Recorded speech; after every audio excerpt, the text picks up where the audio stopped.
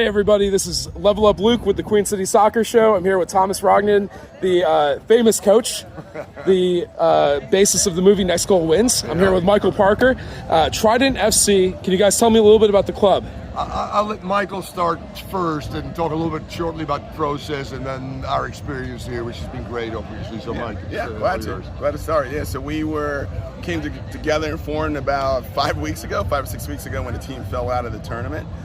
Trident FC was founded based off of the name of the college that myself and co-founder Jason Jarecki went to for our school, which was Washington and Lee University. So pulled our team together, fortunately through a lot of connections and network, and we are hoping to be here for a long time. So yeah, I'll stop there. This is fantastic. So it's really interesting with a tournament like this. You have a group that's full of alumni of various colleges and some of their affiliates, friends and associates. So you're in a group with Air Force and Georgetown and Indiana. Yeah, correct. That's great to play against brands, football collegiate brands that have been around. Obviously, the Yeagley family, the Hoosiers, Georgetown. I played for the Washington Diplomats, went to Georgetown games. When I was the head coach at DC United, I used to go to Georgetown games. Watched a lot of Hoosier games because they were very good when I was the under 20 coach. I looked at particular players, Mike Emersley and Brian Masonoff, and the list goes on and on of guys that have represented our national team. And now we as a group, a very young group, players that never played together but have become friends. It's been a tough ride in terms of results. We've enjoyed the experience. We've gotten better each and every game, and I think that Mike is thinking about coming back, and we're going to use, just like the Hoosiers, this experience this year, as much as we wanted to win, and we still got one game left, which is winnable and still allows us maybe to get to the next round. Use it as an experience to say, if we come back next year or the years thereafter, how can we get better? And for me, an 11v11 guy, an 11v11 coach, former player guy, current player guy still, the 7v7 is very unique and different and takes a special skill set in the four components, technically, tactically, physically, and mentally as well. So we're learning on the fly, we're learning well, and we're just happy to be part of this. And one of our great things that we're doing, some of the proceeds are going to a great goal as well. To a group called Black Star, and blackstarsoccer.com is where you can find them, but it's a group that's focused on bringing soccer to the inner city and really black community, so both fans and players. And so they're in about 6 cities or so right now, and they've actually worked with over 5,000 children through their cities and network overall. So hopefully, we want to stay connected with Black Star and the things that they're doing there as well. So, yeah. That's fantastic. I love to hear that. Actually, a friend of mine plays for the Charlotte Independents now, and he has a charity called Backyard Footy. Hugh Roberts. Shout out. Similar type of cause, bringing soccer towards black communities. Pay to play in the USA is quite a hurdle, quite a challenge. Yeah, it is. Yeah. But you kind of read my mind, Coach. I was thinking 11v11 players and coaches coming into a tournament like this. It's a different world. What do you think of the rules changes and the different speed and style? Well, I mean, you're right. Speed of play, both physically and more so mentally.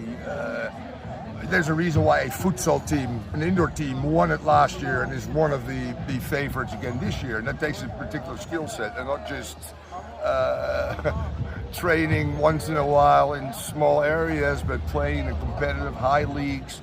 Week in, week out, and you can see there's distinct patterns there, even in the exchanges in terms of the lines they bring in. It's very interesting to see, obviously. I'm going to stay here throughout the tournament to learn more of a game that I've never really been associated with. I'm an 11v11 player and coach, and I thought initially that would translate into okay. No, it's a different animal, it's a different beast. It's an exciting game. As you can see, it was like 2 versus 2 there with Wrexham, and they scored a winner. So that's a great addition to any tournament. Regardless what the score is, you still have to score one more, and you have to do it quickly. If not, you could play 2v2 eventually. So brilliant. 2 times 40 minutes, I think, is enough. Physically, it's an interval sport, no doubt. A lot of speed work that needs to be done. But I think ultimately it's all about mastering within the 7v7 certain formations that then apply to certain tactics and certain patterns of play that can have some success. And the better teams do that so much better than the average teams that are here right now and they're trying to learn in our first year, quite frankly. Yeah. But it's been a rewarding experience. Yeah, and you guys aren't alone. A lot of the big name clubs, the biggest brands that are in the tournament, are having a really rough go of it. And I saw the same thing last year. Wrexham crashed out themselves fairly early. It's a completely different game. But moving on, my podcast, we cover soccer in the Carolinas, and we've seen an explosion in the last 10 years of professional teams all the way down to grassroots level. It is unlike anything.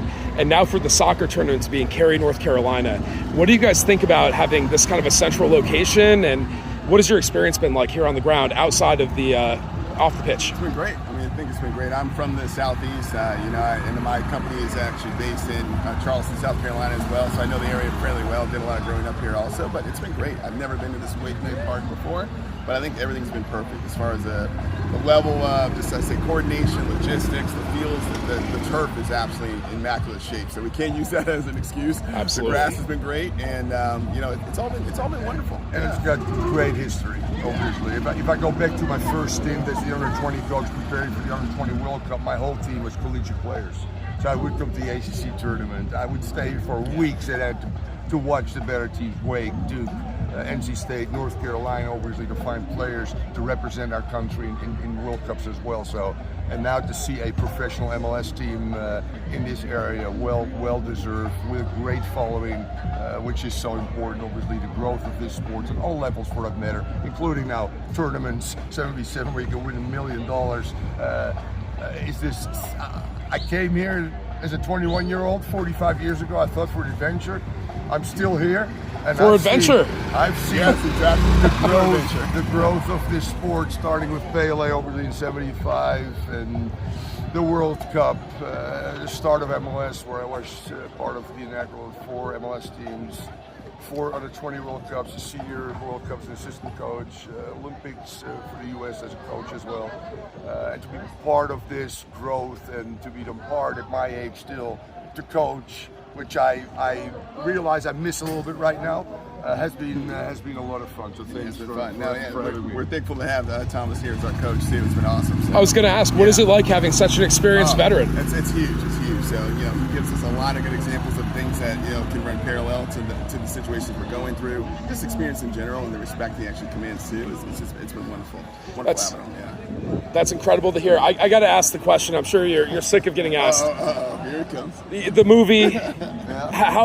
How did you find the movie? Accuracy, I've heard, is maybe not. Yeah, long story. I mean, on the documentary in 2014 caught people by surprise. Won a lot of accolades at the Tribeca Film Festival. Sitting next to The Rock, who's Samoan, promoting the movie, to Taika Waititi and Disney doing, a Hollywood movie, that one, and Michael Fassbender playing me, and I'm calling Messi games. How is your day going, by the way? It's been pretty special. But I'm a Dutchie, and I've got a level of humbleness too. That's why I'm here with guys to push them to greater heights if possible. And that's what that movie was all about, obviously. A team that was the last team ranked in FIFA, the worst team in the world, being able finally to get success, score their first goal, play a transgender for the first time in World Cup qualifying history as well. And then again, if Michael Fassbender play me in a movie that probably is 90% untrue from the original documentary was. So when Disney said, "You want to see the movie?" I said, "Yes." I'm sitting alone, and 2 minutes in, my wife, which I was happily married to, fires me, and from there it just unraveled a little bit. But in saying that, the people that I hear feedback, they go, "It's a feel-good kind of movie." The bobsled team via the Mighty Ducks to next goal wins. It's a great story, and I'm glad, as I said again, that I've been able, again at my age, to experience. The circle is almost full, when I walk into Miami Stadium and call Messi, and then being down here and being part of something real special as well. Well, it's been a good reunion too. Good reunion to see a lot of people on now. A much different level and scope, which I've done from coaching 8-year-old girls to high school or college when the ASL folded to now being here. My journey has been unbelievable, and I'm very grateful that I've been able to experience that. And I am so grateful for your time. Thank you guys so much. Best of luck on the game. Appreciate it. Cheers.